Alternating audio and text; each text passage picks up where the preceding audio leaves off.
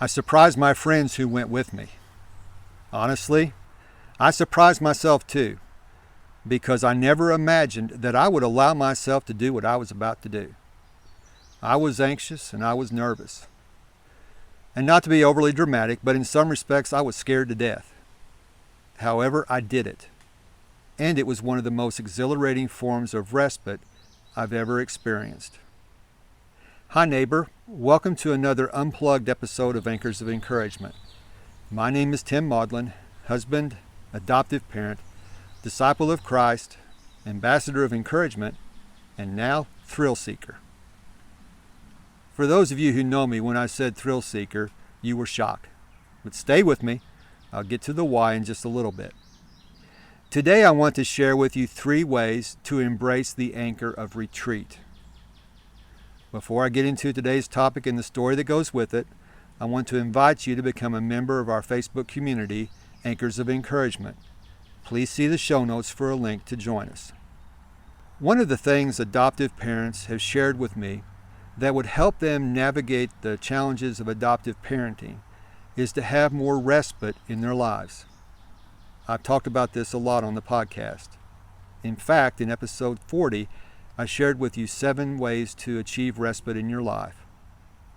I would encourage you to go back and listen to episode 40 to hear those 7 ways again.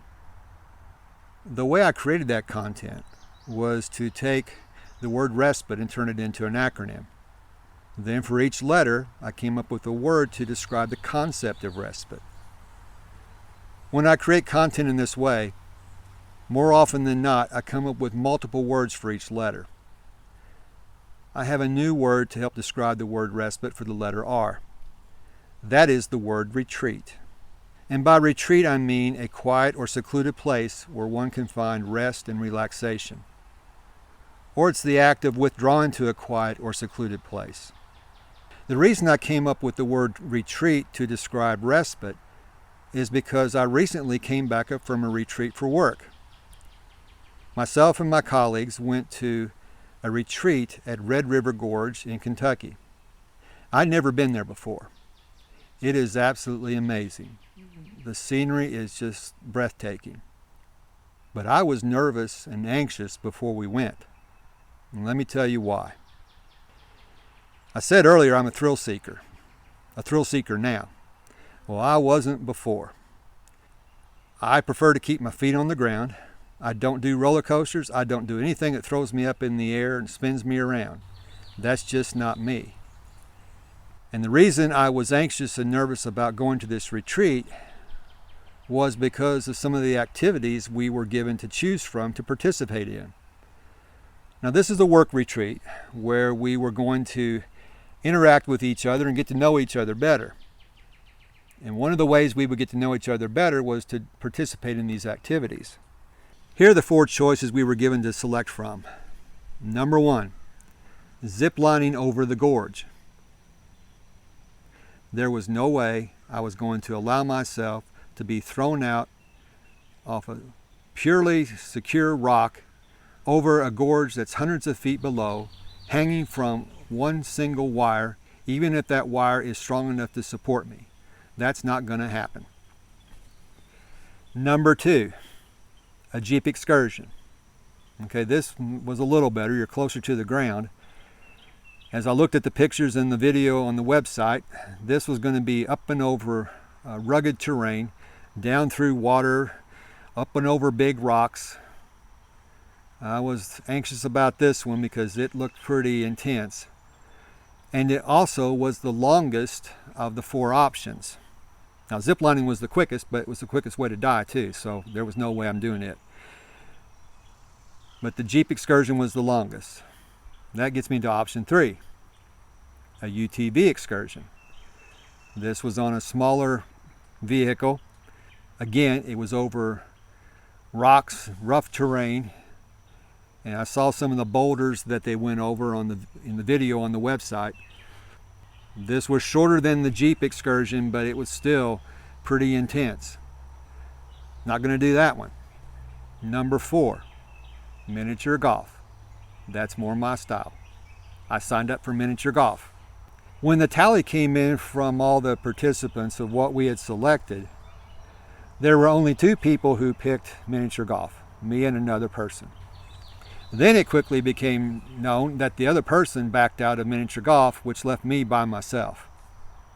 Now, those of you who know me know I would be perfectly fine going and playing miniature golf by myself. However, the coordinator let me know that she didn't want me to be by myself. If I wanted to pick something else, I was more than welcome to do it. She was doing the UTV ride and would be happy for me to ride with her.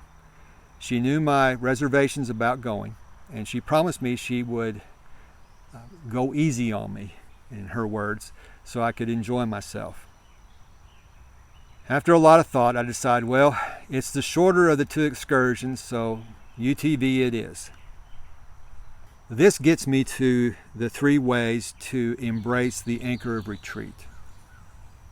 Because I used the first 2 ways to psych myself up to actually do the excursion itself.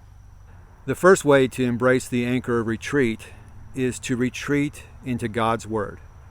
Not surprisingly, this is one of my favorites. There's a verse from Psalms 119 verse 114 that speaks to this idea real well for me. You're my place of quiet retreat, and your wraparound presence becomes my shield as I wrap myself in your word. Another translation puts it this way. You're my place of quiet retreat. I wait for your word to renew me. As I prepared for this UTV excursion, I was retreating into God's word to quiet my mind, to relax myself so I could reduce the anxiety that I was feeling. I was sitting with the text, something that I talk a lot about in episode 71. The second way to embrace the anchor of retreat is to retreat into nature. I already said that I was looking forward to seeing and walking in nature, seeing this gorge and experiencing nature in a different way. I did this too as I was preparing my mind and trying to relax myself and reduce my anxiety. In the days leading up to this excursion, I was out walking around by myself, just soaking in all the beauty that was around me. This helped to calm myself down. It was a form of respite, and in essence, it was my own personal retreat to help me get my head in the right space so I could go on this excursion. Well, that leads me to the third way to embrace the anchor of retreat. This is one that I would not have thought about had it not been for what I experienced on this retreat. The third way to embrace the anchor of retreat: trust your friends to help you retreat. As I mentioned, when I was selecting my option to go on the UTV retreat, my friend who was the coordinator assured me that she would be driving and that she would take things easy and slow for me so I would not get overly excited or overly anxious. I decided to trust her and to try this UTV ride. So the day came for us to head over. We get to the excursion site and we were given a helmet and goggles, which I'm okay with that because safety first. So I put on the helmet, even though I was anxious that they would have a helmet large enough for me, but evidently there have been other people there with melons as big as mine. Got my helmet on, got my goggles on. Then I signed my waiver, which I go, okay, in case I'm maimed and or killed, they are not liable, and got into the UTV. Strapped myself into the harness and I could not move. I felt pretty secure at the time, even though because these are UTVs, there's no windshield. It's open in the front, open on the sides. There's a roll bar, which I soon found out was going to be necessary. And it was time to head out. As we started out, things were pretty tame. There were a few rocks here and there.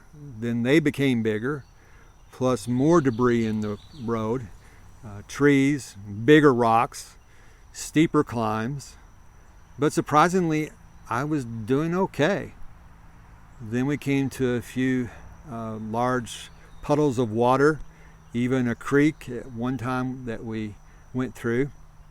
And to her credit, my friend went slowly through those just to keep me at ease. My friend in the back was encouraging her to hit them harder so we could get wet. As I got a little more comfortable, I said, yeah, I'm good. We can go ahead and hit those harder. So as we hit the water features more deliberately, water went up and over our UTV, and I got soaking wet, and then a lot of mud flew on me as well. But it's all good. I was doing fine. My friend in the back was disappointed because I guess I shielded most of the water from her, so she didn't get as wet. But everything was going good. It was going good, and I was doing fine. I thought I would be more anxious. I didn't have a death grip on the bar in front of me. And so we were going along up and down and round bends and over trees and over rocks, and then we came to the spot. And this is the one, when I saw it, I go, uh-oh, this is what I was dreading the most. We all came to a stop, and our guides went first. It was a deep rut, a deep ditch on the left that banked up high on the right. And I watched how they went through that. He kept his left wheels down in the ditch as his right wheels went up the bank and then up in the air as he kept going over and over and over, and almost tipped over until he dropped on the other side of the ditch. He got through it just fine. Then he stopped and got out and told each of us in turn what we had to do to navigate this ditch. There were two vehicles in front of us, and they both went through it successfully. Then it was our turn. And my friend was really good at this. She kept her wheels in the ditch, her left wheels in the ditch, and we started to go over it. She started to lean to the left where she could almost touch the edge of the ground, and our right side started to go up in the air, and the wheels came off the ground, and then we dropped back down. And we made it. That was the most harrowing part of the trip so far, and as I found out, that was the most difficult thing we went through. We went up and down over a few more things, went through a few more water features, got soaking wet, got a lot of mud on us. And then we came to the thing I was looking most forward to, scenery. We came to this huge cliff, if you will, that jutted out over the valley, and then the recess of this cliff back into a cave. The scale was just enormous, and we all drove our vehicles up under this, or back into this cave, and parked. And that's where we could get out and take pictures. I'm back on solid ground, having the time of my life, taking these pictures. I guess it had become known, partly because I had told others I was a little nervous about doing this, but people were asking, how's Tim doing? And I said, I'm doing fine. And the guide said, tell Tim we've done the hardest part. Everything's downhill from here. So that put me more at ease, but frankly, I was surprised I navigated it as successfully as I had prior to this.